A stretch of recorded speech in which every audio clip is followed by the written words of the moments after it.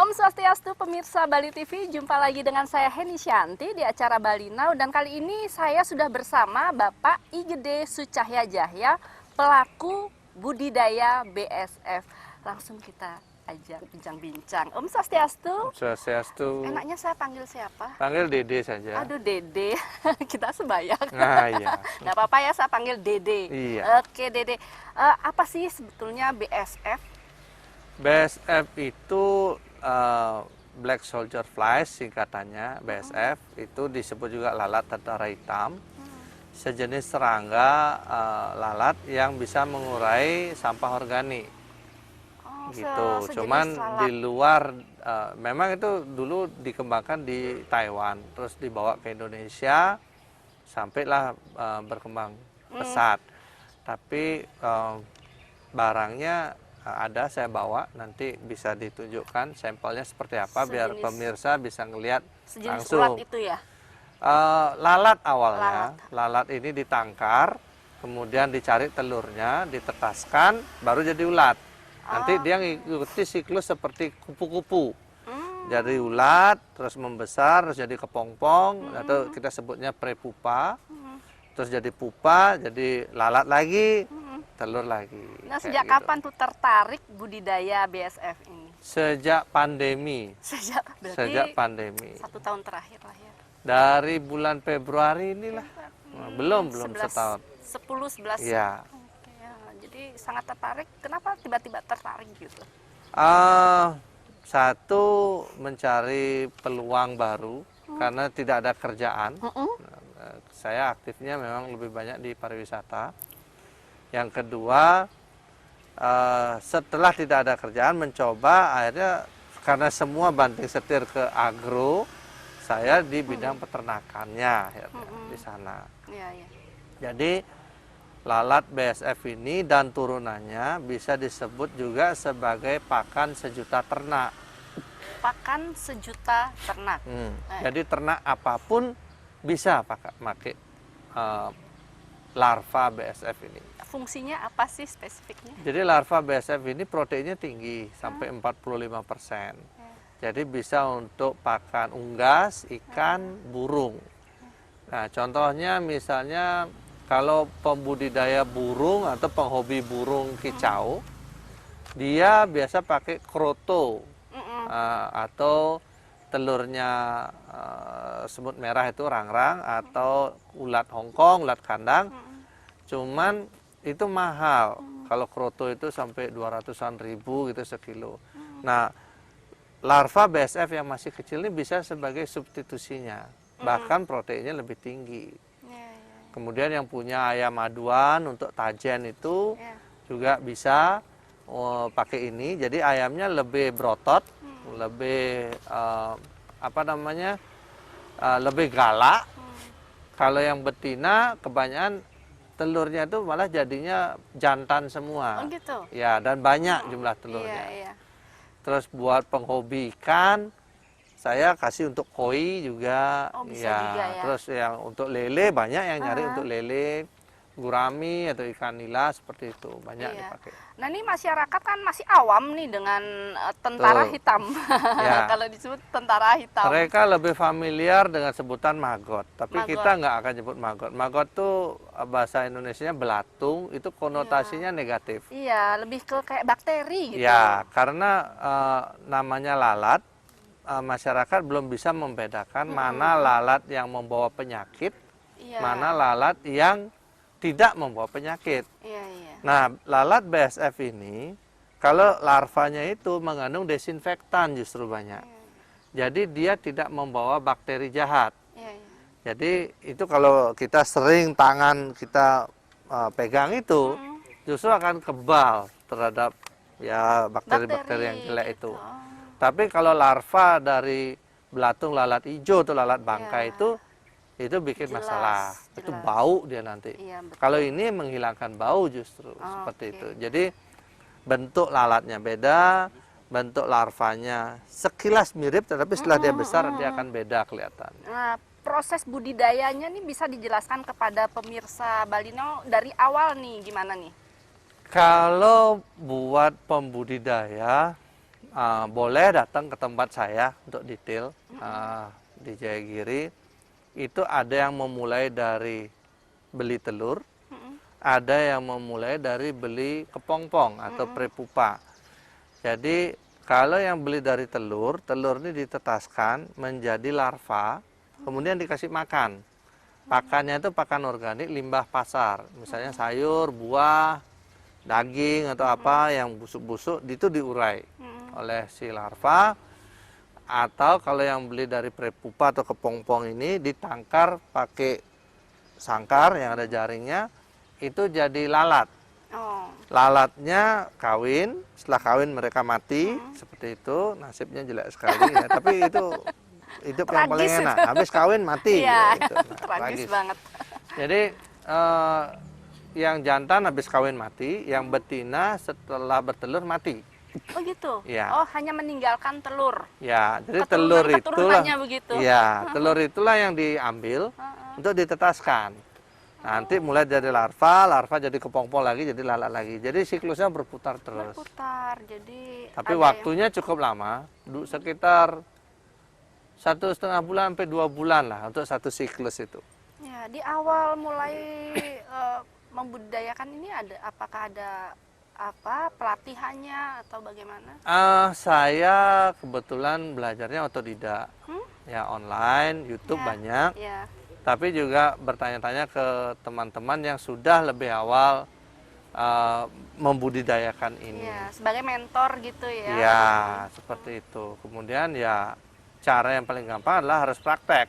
Ya, jadi Ya, dikerjakan jadi langsung. dikerjakan langsung. Iya, oke, baik. Jadi kita jeda dungun nggih, Dede. Baik pemirsa, Balina akan kembali saat setelah jeda. Jangan kemana-mana, tetap di Bali Now.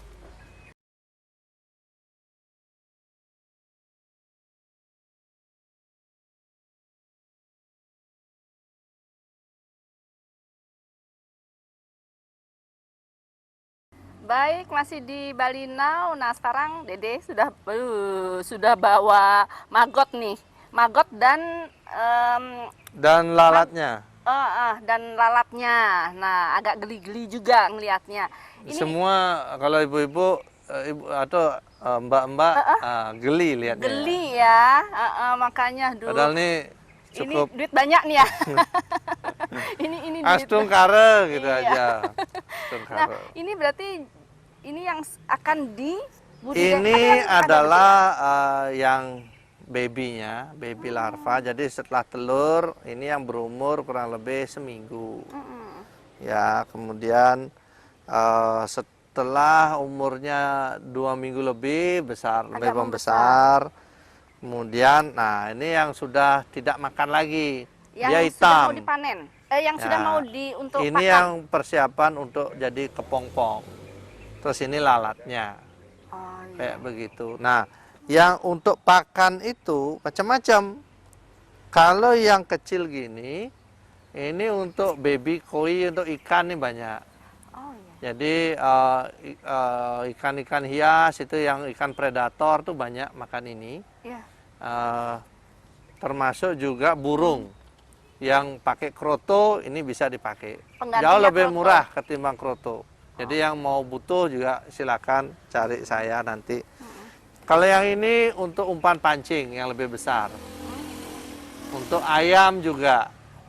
Jadi ayam aduan itu banyak butuh ini untuk pembuatan otot pada ayamnya.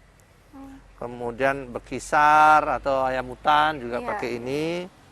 Terus ikan banyak pakai ini tuh, ikan-ikan budidaya, misalnya lele, gurami, nila, ikan mas. Lebih cepat besar karena ini pakan alami. Jadi biayanya kalau budidaya sendiri bisa jauh ditekan, lebih murah daripada beli pelet pabrikan. Iya, jadi lebih apa ya? Lebih murah. Lebih murah. Berarti ini solusi untuk. Ini juga nih solusi buat yang punya peternakan budidaya rumah burung walet. Lalat ini untuk pakan walet. Jadi sama seperti ibaratnya burung-burung lainnya. Larva dan lalat besek ini protein tinggi, sehingga Kalau dia terlalu banyak makan protein itu, tubuhnya jadi panas dan cepat birahi. Nah, jadi kebanyakan sama manusia atau apa siapa kebanyakan protein itu birahi. Oh gitu ya. Ya.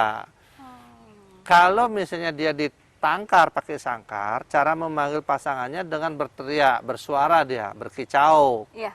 Nah, itu untuk hewan ya. Iya. Nah, begitu juga dengan walet. Kalau dia kebanyakan kasih ini, dia akan lebih cepat kawin, telurnya banyak, sehingga otomatis sarangnya jadi banyak, sarang burung waletnya. Sehingga panennya juga bisa lebih banyak. Berarti ini solusi pakan ternak di saat pandemi, karena lebih murah. Jauh lebih murah kalau dibudidayakan. Tetapi kalau misalnya bisa mencampur dengan pakan lainnya juga lebih murah. Iya, iya. Gitu loh.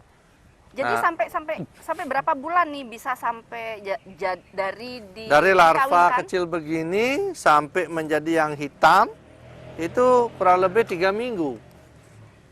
Lama prosesnya. 3 minggu ya. Kalau percepatan ya harus dikasih pakan yang bagus Iya. gitu loh.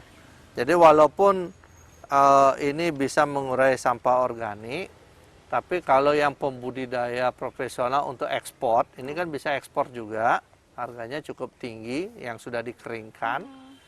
Itu pakannya itu banyak dikasih susu, konsentrat kayak gitu, tetapi susu kadaluarsa.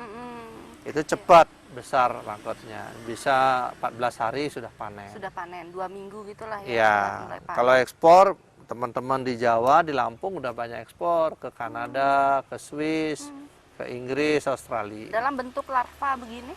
Tidak, dia Lalatnya. larva yang ini dicuci bersih, kemudian dikeringkan pakai oven. Oh, berarti sudah keadaan Ya, ada bentuk larva kering. Nah, itu untuk pakan ternak. Di luar tuh ditepung.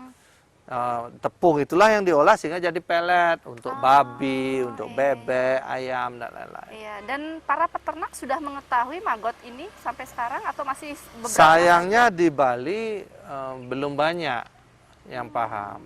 Gitu loh. Kita masih proses edukasi sekarang di Bali Now, mengenalkan kembali masalah BSF bersama Bali Now. Mudah-mudahan dengan BSF ini kita bisa membantu program pemerintah mengembalikan Bali yang organik. Iya, betul. Nah, seperti itu. Jadi mulai sekarang mengenalkan kepada peternak Betul, ya. peternak ikan, peternak ayam, unggas, atau peternak burung. Mereka wajib tahu mengenai BSF ini. Ya, gitu.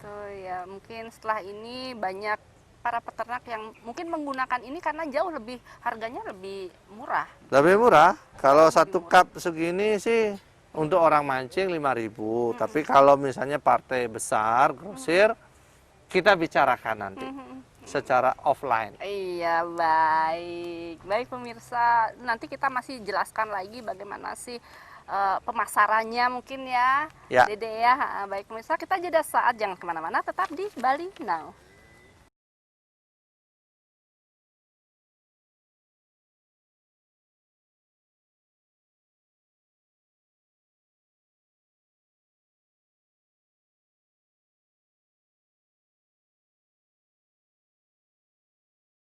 Baik pemirsa, masih di Bali Now dan masih dengan Dede nih.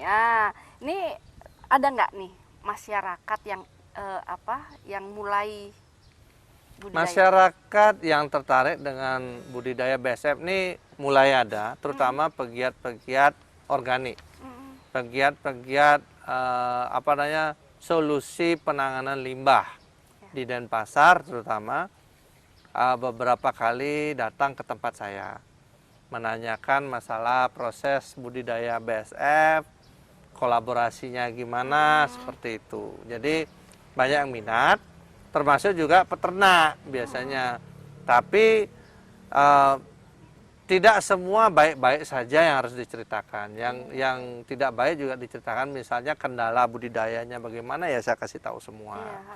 Sehingga yang memiliki kendala tempat, kemudian suplai pakan untuk maggot, dia punya kendala, lebih banyak akhirnya ya udah beli aja maggot di tempat saya, dia bilang gitu. Ya udah, saya kerjasamanya begitu. Iya, jadi lebih simpel ya. Dan mungkin kerugiannya atau kegagalannya lebih sedikit. Bisa Gitu. dibilang gitu. Soalnya kalau sudah ada kerjasama pembelian jumlah besar dan jangka panjang, kita bisa atur harganya Iya. supaya win-win solusi. Iya, betul.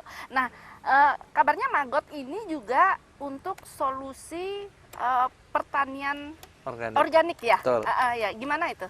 Jadi Maggot itu bisa dibilang solusi pertanian organik. Saya bawa 2 produk di sini. Ini disebut Kasgot. Nah, Kasgot itu singkatan bekas Maggot. Nah, ini POC, pupuk organik cair. Saya yakin semua udah tahu. Cuman dia lebih mirip ke ekoenzim yang saat ini juga sedang naik daun. Iya. Kasgot ini, kalau kita budidaya BSF, kita tuh mengambil limbah-limbah organik dari pasar, baik buah ataupun sayuran. Saya lebih banyak fokusnya di 2 hal itu, buah dan sayur. Tidak ngambil daging seperti itu, atau sisa makanan manusia seperti itu. Nah, buah-buahan itu kita blender jadi satu seperti jus. Oh. Nah, hasil perasan jus itu airnya itu ini. Nah, dari buah-buahan itu kita fermentasikan airnya kemudian menjadi POC. Ampas dari jus itu baru kita kasih makan ke larva BSF atau maggot itu. Setelah dimakan, dia akan menjadi tanah. Nah, ini Kasgot ini tanah. Ini kayak ini nih bekasnya batu mangga. Oh, Nah, semua ini bisa di blender. Batu mangga, batu alpukat, sampai batu salak, blender di semua. blender. Nah, ini udah jadi tanah. Tanah ini adalah tanah subur atau pupuk padat. Namanya Kasgot, bekas maggot. Kalau dari cacing dia kascing namanya. Oh, Nah, beda. Ini pupuk kandungan tinggi khusus fosfor dan kalium. P dan K. Kalau N itu dari sayur-sayuran, P dan K dari buah. Jadi yang butuh pupuk untuk P dan K, yang untuk bunga atau buah itu saya sarankan pakai pupuk Kasgot. Itu ampuh sekali, gitu loh. Nah, yang cair bisa untuk disemprot, karena juga sekaligus mengurangi hama-hama alami dari tanaman. Sedangkan yang padat ini untuk di bawah, slow release. Nah, jadi kita juga membantu banyak hal. Satu, mengurangi limbah di pasar atau di rumah tangga, menyediakan pakan ternak untuk para peternak, karena itu larva BSF itu pakan sejuta ternak, dan menghasilkan pupuk untuk pertanian yang organik. Jadi tidak ada yang terbuang dari budidaya BSF ini, semua Terpakai digunakan. semua, ya, sampai seampas-ampasnya. Sampai seampas-ampasnya. Ini dijual 1 kilonya buat reseller sih harganya 2.000 Oh ya? per kilo. Per Kalau kilo. yang ini reseller 1.000 per liter. Oh ya. Nah, kalau Harganya sudah murah. publish, wow, mahal. Beda ya. Beda, Nah, beda. Makanya itu bisa untuk bisnis juga, apalagi di saat pandemi seperti Ya, ini. semua bisa dibisniskan. Iya. Limbahnya jadi bisnis, larvanya bisnis, lalatnya bisnis, telurnya juga dibisniskan. Iya. Gitu. Nah, pastinya kan seperti Dede tadi bilang pasti ada hambatan, ada tantangan. Seperti apa sih hambatan, tantangan dalam budidaya dan pemasarannya juga deh? Oke. Hambatan pertama adalah mindset. Kita kalau terbiasa kerja di dunia pariwisata, itu adalah dunia glamor, bersih, mewah, dan ya yang bagus-bagus saja deh. Iya. Kemudian setelah pandemi, mengubah mindset rekan-rekan kita ke dunia kotor, persampahan seperti ini, itu butuh waktu dan butuh semangat yang sangat besar, yang lebih. Seperti itu. Contohnya tadi larva. Mbaknya jijik nggak? Pasti jijik, Nah. karena udah kesannya sudah pasti yang jorok-jorok. Nah, padahal larva BSF itu tidak ada makan yang jorok-jorok. Iya. Dia makan buah, dia makan sayur, seperti itu. Memang limbah sisa dari pasar. Iya. Tapi dia mengurai, karena memang kodratnya dia sebagai pengurai. Memang diciptakan dalam ekosistem itu dia sebagai pengurai. Jadi itu tantangan yang paling besar. Karena kalau kita budidaya itu kan secara tidak langsung tangan kita, tubuh kita bersentuhan dengan limbah, dengan ulat belatung itu atau larva itu. Jadi mindset itu kadang-kadang bisa menerima, bisa enggak. Ya kalau dulu cuman di hotel, restoran, kerja sama turis itu udah yang bagus-bagus. Sekarang enggak ada, harus kerja begini. Nah itu. Terus kalau hambatan lain biasanya tempat. Tapi tempat saya yakin kalau di kampung-kampung nggak masalah. Tempat luas bisa dibuat. Kemudian yang terakhir itu pakan. Kita harus punya pakan yang konsisten untuk diberikan kepada larva BSF ini. Ya. Supply yang kontinu. Karena dia makan 1:4. 1 kilo larva itu dia bisa menghabiskan 4 kilo limbah organik. Jadi solusi buat pemerintah, terutama Dinas Lingkungan Hidup dan Dinas Kebersihan seperti itu. Kalau ada misalnya TPS, TPA yang bau, terus limbah organiknya banyak, sebar aja baby maggot. Oh ya? Maggot yang kecil-kecil itu sebar. Itu kan 1 minggu habis dah itu. Baunya hilang, kemudian limbahnya banyak jadi tanah kayak gini. Nanti banyak akan ada burung datang. Dia burung inilah yang akan makan maggot itu, gitu loh. Jadi ya solusi untuk mempercepat proses. Misalnya di rumah potong hewan kayak gitu itu bisa kita. Kita kerjasama untuk pengolahan itu bisa. Gitu atau di pasar ikan yang bau ikannya kerasa seperti itu. Iya, berarti luar biasa ya, banyak manfaatnya juga ya untuk Sangat menyelesaikan sebuah masalah manfaatnya. apa, sampah pun. Betul, sangat banyak manfaatnya. Iya, luar biasa banget ya. Nanti kita lanjut lagi di segmen keempat tentang apa lagi. Baik, bisa kita jeda saat, jangan kemana-mana, tetap di Bali Now.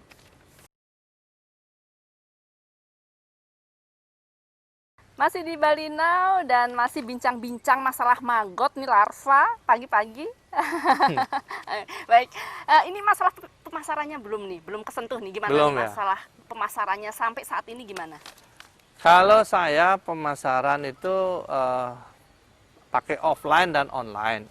Kalau yang online saya pakai sosial media, terus kemudian marketplace ya seperti itu.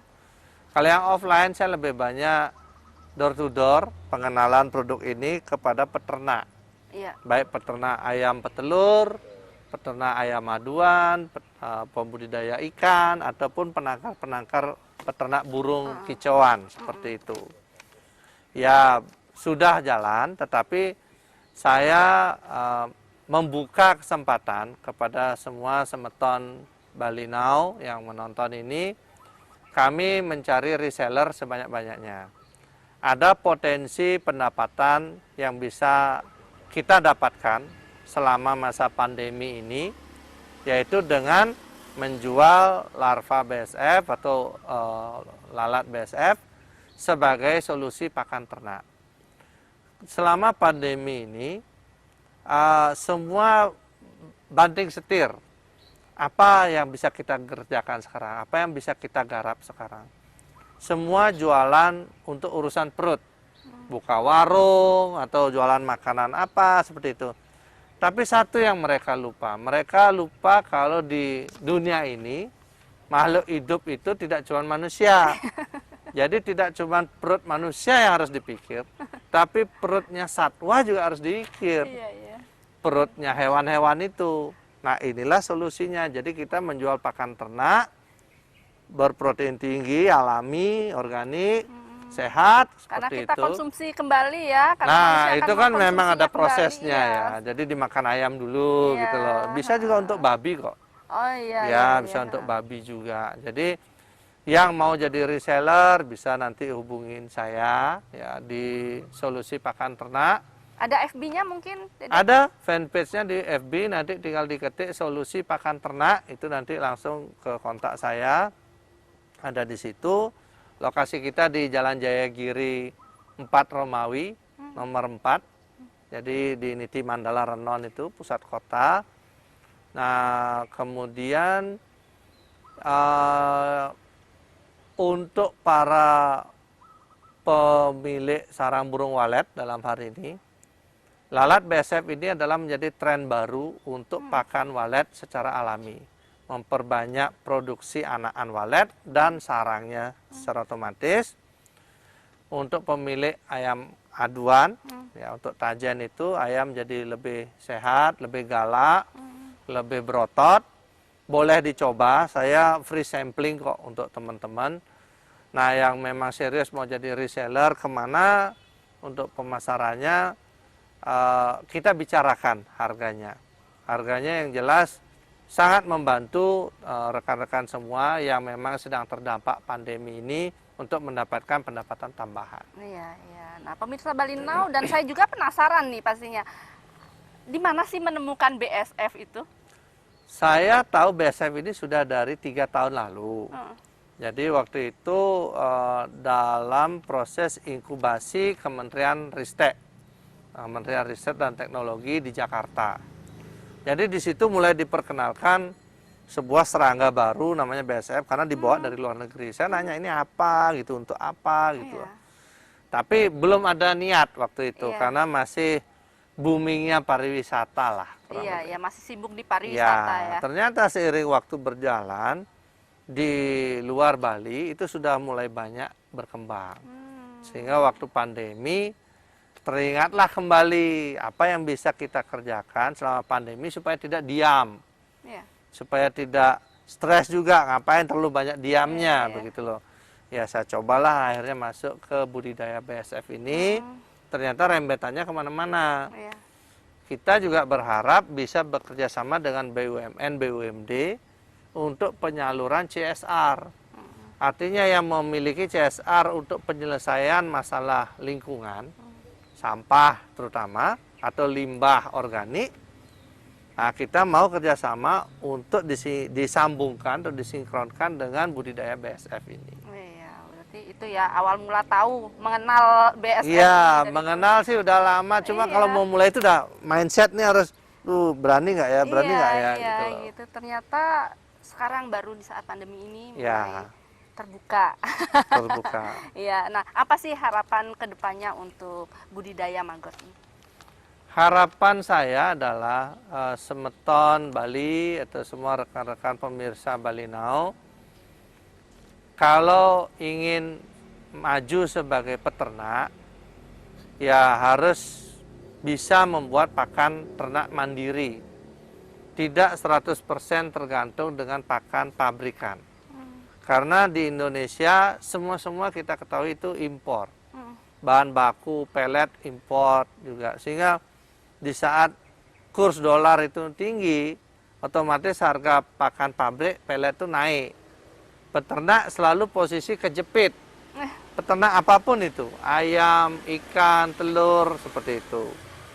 Sehingga kalau bisa membuat pakan alternatif seperti ini, biaya itu bisa ditekan sehingga bisa memberikan keuntungan yang lebih tinggi. Iya, iya. Nah, efek dari membudidayakan ini secara tidak langsung juga membantu Bali menjadi organik. Karena semua limbah diproses, terus dapat pupuk cair, dapat pupuk padat, seperti itu. Kalau saya selaku bisnis ya berharap saya mendapatkan reseller sebanyak-banyaknya. Karena dari reseller itu mereka akan belajar juga. Iya. Seperti gimana sih nanti budidayanya, seperti itu. Iya. Kalau harapan kepada para petani dan peternak nih seperti apa? Kalau harapan kepada petani, kembalilah ke pertanian organik. Karena barangnya lebih berkualitas dan kita bisa menjual dengan harga yang lebih bagus. Tapi kalau tidak bisa dijual dengan harga yang lebih tinggi, jual dengan harga normal, nggak apa-apa, tapi kita menciptakan generasi sehat. Orang-orang yang tidak terkontaminasi produk-produk kimia. Kepada peternak juga demikian, cobalah lalat BSF ini atau larva BSF ini sebagai alternatif pakan ternak. Kalau misalnya cocok, saya bantu untuk proses budidayanya bagaimana. Atau misalnya saya bisa bantu suplai untuk kebutuhan peternakannya. Iya, yang penting Demikian. ada win-win solution ya. Iya.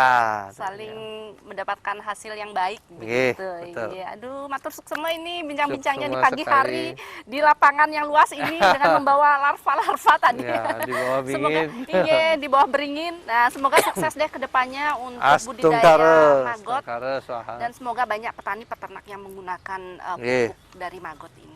Iya. Iya, matur semua sukses ke Matur depannya. semua. Baik pemirsa, itu tadi bincang-bincang saya dengan Gede Sucahya Jaya tentang perkembangan sekarang di saat pandemi tentang Budidaya. budidaya maggot yang mungkin masyarakat belum begitu banyak yang tahu ya. Dan dengan adanya di Bali Now, semoga masyarakat, petani, peternak semuanya pada paham. Dimana kita Astungkare. kembali ke pupuk organik dan makanan ternak yang organik. Iya.